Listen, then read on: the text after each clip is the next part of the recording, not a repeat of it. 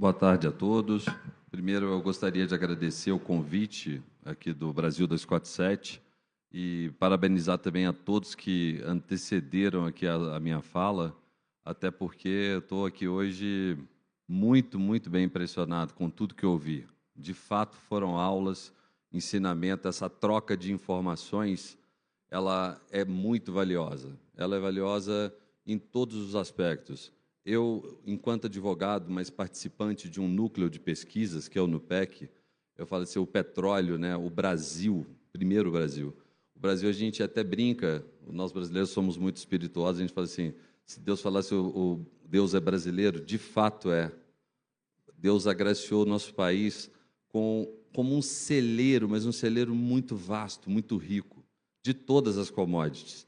E soube distribuir isso muito bem no nosso país, um país de largueza continental. Nós vamos ter riquezas espalhadas do sul ao norte, do leste ao oeste, todo ele muito bem estabelecido.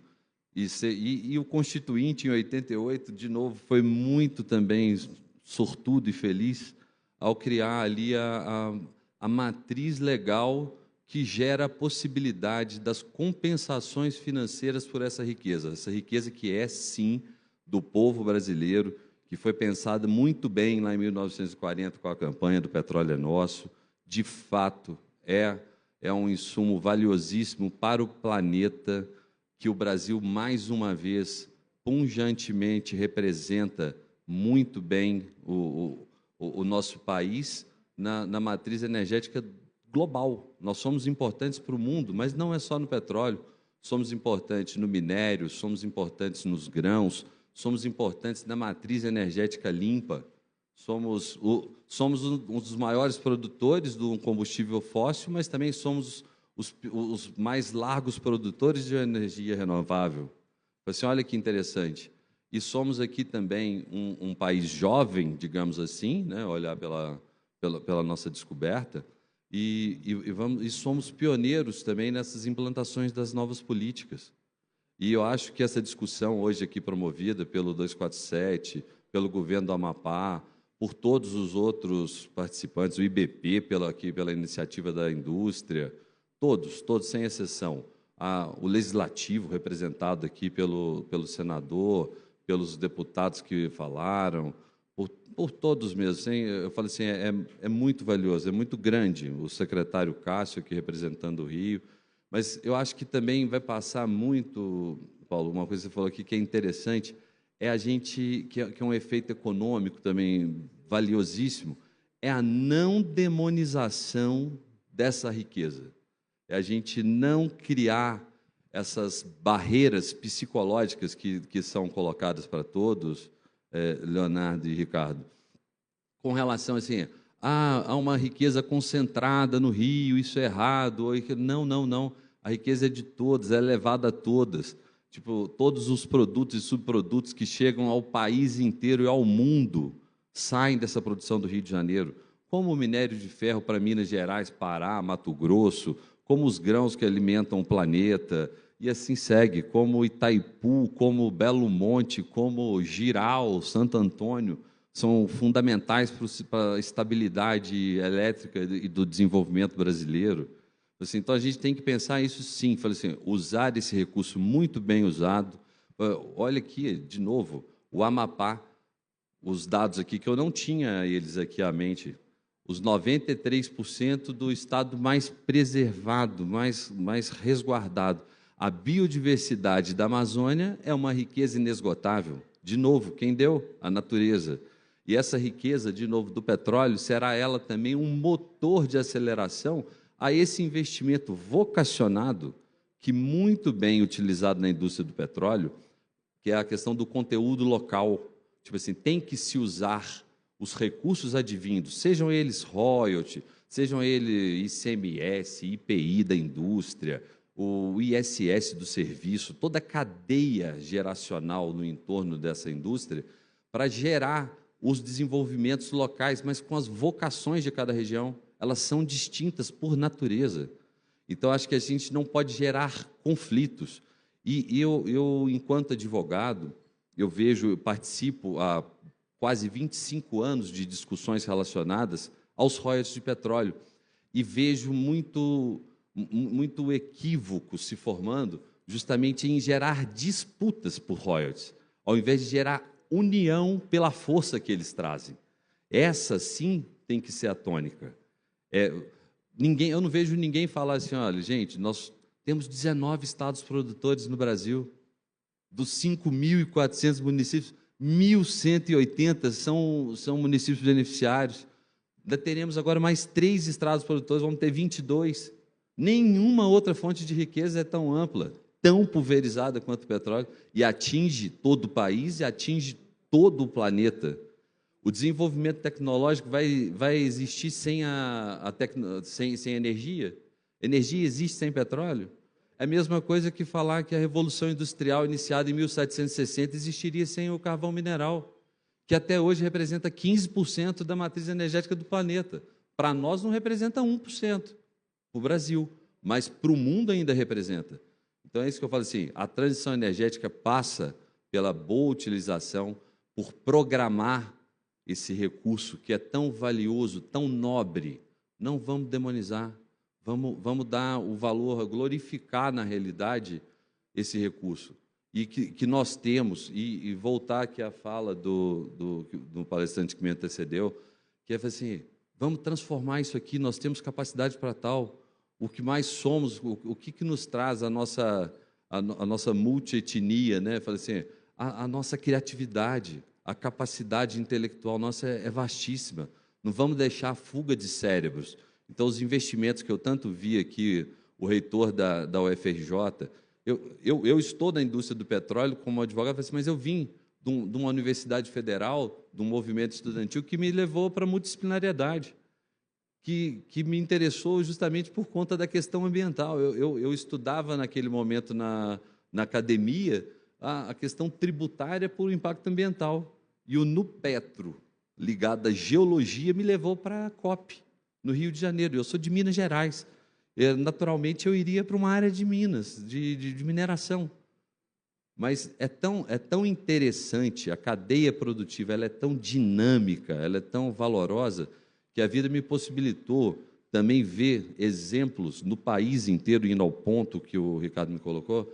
Eu pude participar de diversas discussões dos menores, que eu acho que são importantíssimos, a gente olhar aquele pequeno recebedor, o cara que está na ponta final dessa distribuição, o quanto aquilo impacta verdadeiramente para aquela cidade.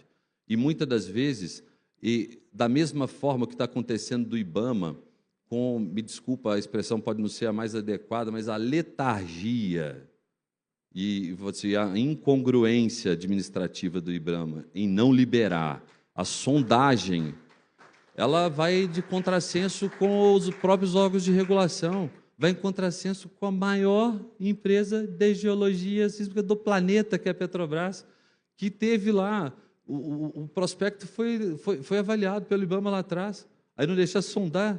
Assim, isso é um absurdo. E absurdo igual a gente não olhar para esse recurso que é da União, dos estados, dos municípios produtores. Assim, gente, é de todos sim. Sim. Parece nesse momento que o IBAMA não quer exatamente que impeça a produção. Está tentando impedir que o Brasil conheça o potencial de petróleo que existe no subsolo. É uma simples sondagem. A objeção nessa altura é uma objeção a que se saiba quanto de petróleo existe, porque não se fala em exploração ainda. Quer dizer, ou seja, está se impedindo que o país conheça o seu potencial de petróleo. Ricardo, e uma outra coisa importante que todos nós ouvimos falar a vida toda, assim, é o quê? A insegurança jurídica do nosso país. O que isso retrata? A nossa própria empresa, a quinta maior petroleira do planeta, temos essa relevância toda nas commodities do mundo, participou do prospecto, da vinculação, da possibilidade. O próprio IBAMA participou lá atrás, a ANP, que é o órgão de regulação. Assim, aí demorar 13 anos para falar que pode sondar, não deveria ter deixado nem investir. Devolver o bônus de assinatura, igual já foi colocado aqui, isso é uma regra. Assim, isso gera o quê? Só insegurança. Qual o motivo? É isso. E tem um outro detalhe que foi muito bem colocado pelo senador Randolph, quando ele falou assim, olha, quando da campanha do Petróleo é Nosso, as grandes produções começaram pelo Amazonas, né, por Urucum, depois pelo Recôncavo Baiano, e vai subindo a produção pelo Nordeste para, na década de 70, chegar no Sudeste mesmo a produção. A gente tem também que olhar o tempo da indústria. O que hoje pode ser uma mega evidência para uma região, amanhã será de outro. Então, não vamos também canibalizar essa disputa, que aí isso é muito importante para o royalty, porque a gente vê algumas discussões dos entes governamentais, até pelo fato do não conhecimento. Olha o Rio de Janeiro, o maior produtor brasileiro. Não fosse a iniciativa do Dr. Cássio aqui, em provocar a criação da Secretaria da Economia e de Assuntos do Mar, que tinha até outro dia 7 profissionais para cuidar dos interesses do maior estado produtor. Falei assim, gente, tem que antecipar, tem que fazer isso antes. É uma indústria dinâmica, é uma indústria de alta tecnicidade, vamos investir antes. Não vamos conflitar os interesses econômicos antes da realidade industrial ocorrer. E cada um com a sua capacidade, com a sua vocação.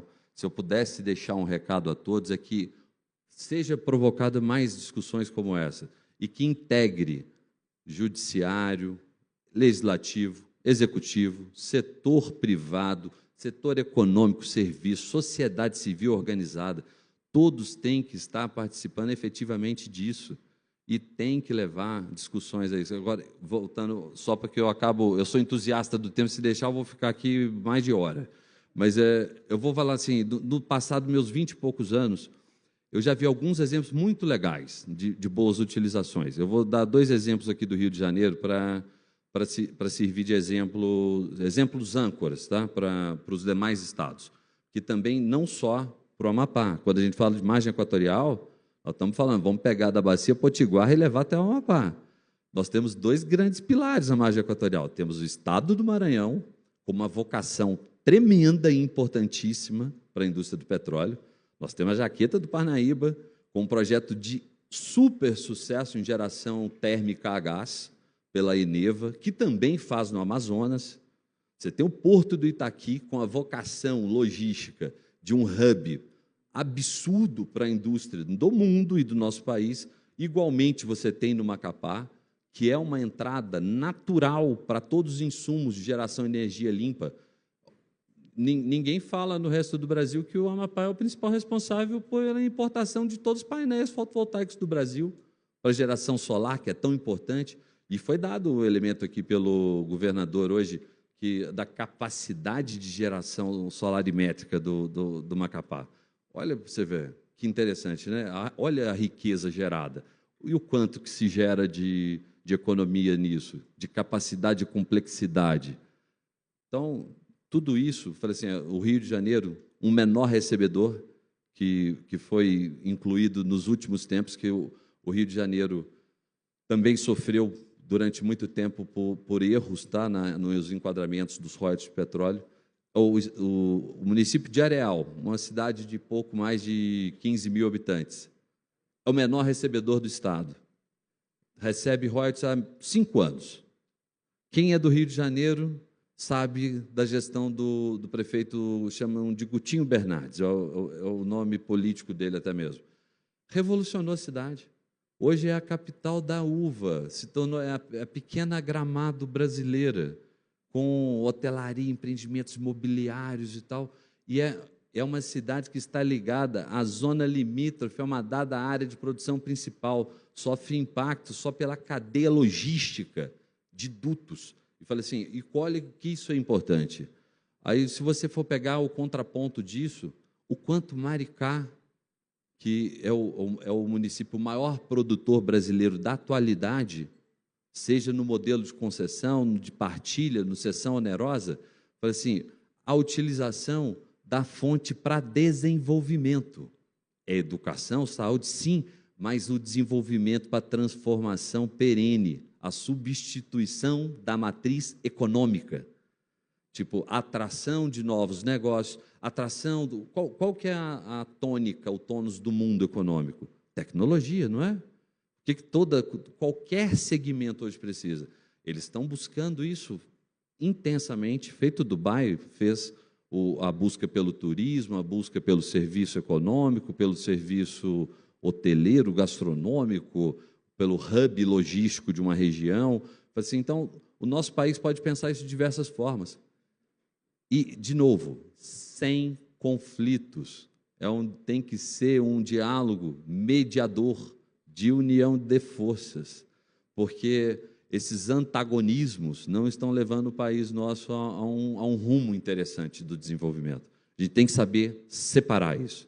Então, eu só queria pedir desculpas até pelo excesso da fala, mas agradecer a todos também aqui presentes e pelo grande esclarecimento que eu tive, pelas informações que me foram aqui hoje passadas. Muito, muito obrigado. Bom, obrigado, Vinícius. Obrigado a todos. Pegando o gancho, a gente vai rodar um vídeo de Maricá.